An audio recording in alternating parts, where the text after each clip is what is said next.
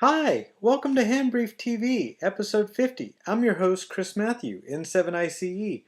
I was able to attend Astricon 2009 this year. It's a conference based around the whole ecosystem of an open source telephony platform known as asterisk.org if you want to learn more about that.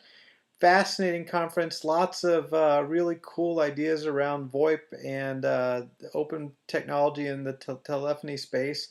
But while I was there, I bumped into a gentleman named Jim Dixon, WB6NIL. He was actually showcasing some wares, and I had an opportunity to interview him. So um, here's his business card. Absolutely loved it. He's a creator of technologies of a company or of a department. I love the department name. Director of Department of Redundancy Department.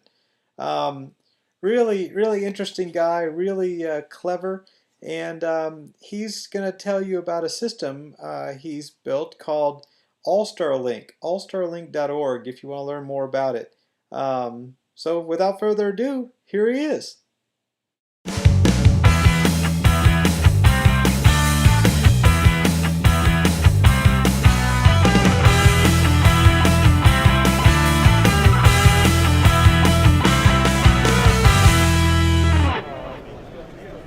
Other than talking, like, do you initiate calls, like voice recognition phone numbers, or how does it work? Voice recognition barely works over the telephone, certainly.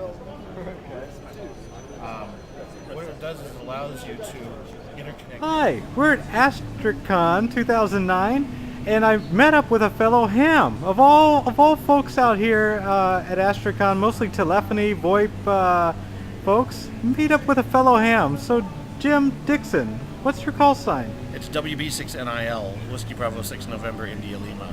And why, I saw you here last year, and you're a really creative guy, and I think a hacker at heart, probably like me. I suppose so, sure. So, what system have you created out here that you're showing everybody?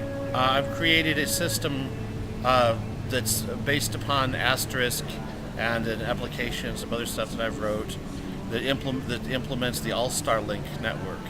It's a new system for amateur radio.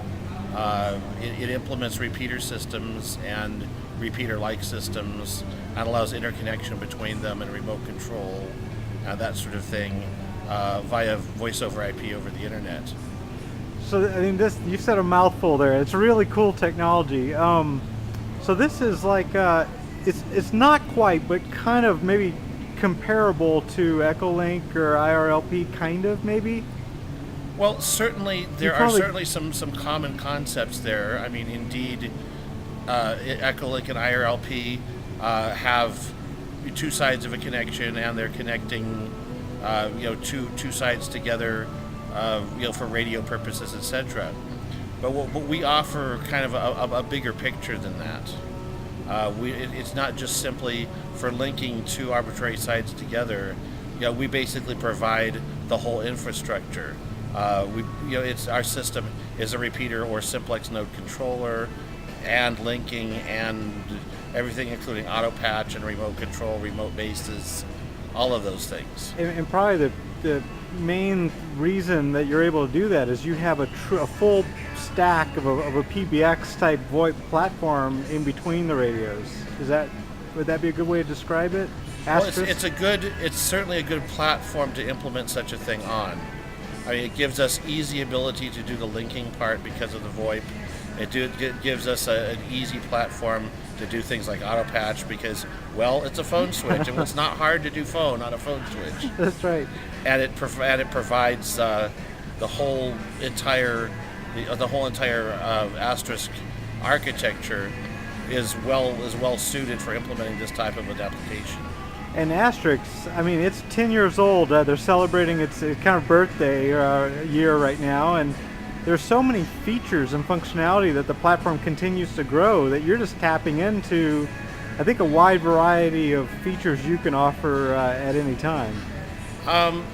Yes, we really don't. As far as the features go, we really don't use a lot of them. We just basically use the base functionality and the base architecture of it, and but we allow it because of the fact that we do use the telephone part of it, that opens it up to where anybody can use any part of it. It's just a matter of just programming it for what you want it to do. It's a very open and very potentially very wide variety of things that can be done with the system. So how many users do you currently have on the ham network? AllStar Net, you called it? AllStar Link. Okay, yes. AllStar Link. Users is a difficult question. I can tell you that the last time I looked, we have 452 nodes assigned. Those are systems, like repeater systems, not users. So of course, every repeater systems has, up to dozens, hundreds of users. So it's impossible, of course, to get a user count. Yep. But as far as an implemented system count, we have 452 signed up nodes. And you don't have to be a registered user. I mean, by the sheer nature of ham radio, you're talking to the repeater. It carries your traffic. Right. The repeater is the registered user, not the user. Right. So if someone has a repeater in a particular area that is on the network and available, it makes that functionality available to everyone. And it's worldwide. I mean, and it is indeed worldwide. Yes, we have nodes assigned all over the world. We have it happened first here in the U.S. and in Canada, but in the last couple of years, it's expanded well to the entire world. What's the most interesting node you've talked through or helped set up? Oh, I don't know. It's hard to say. We have nodes in all sorts of different weird places, in unusual places, at least unusual to us here in the United States, to a Californian. I'm sure if I was European, it probably wouldn't be nearly as interesting.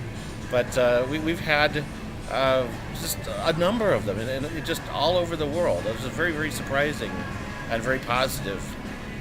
Have you thought about linking this system in with Echolink or IRLP? We already do. You do?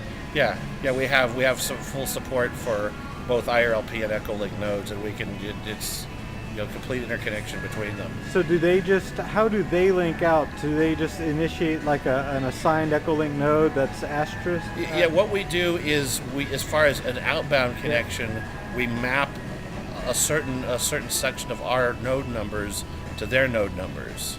In other words, there's a certain block used for Echolink and a certain block used for IRLP.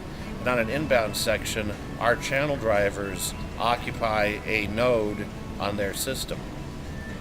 It's fascinating, very fascinating technology. How can our viewers learn more about your system or even set up a node on their own? Well, probably the best thing to do is to go to our website at www.allstarlink.org. Awesome. Anything else you want to tell us?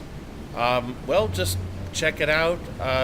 The technology is completely free. It's open for everyone, and the more the merrier. It's definitely you'll really be surprised. You'll really be very positively surprised by what its capabilities are and what's being done with it, and what can be done with it.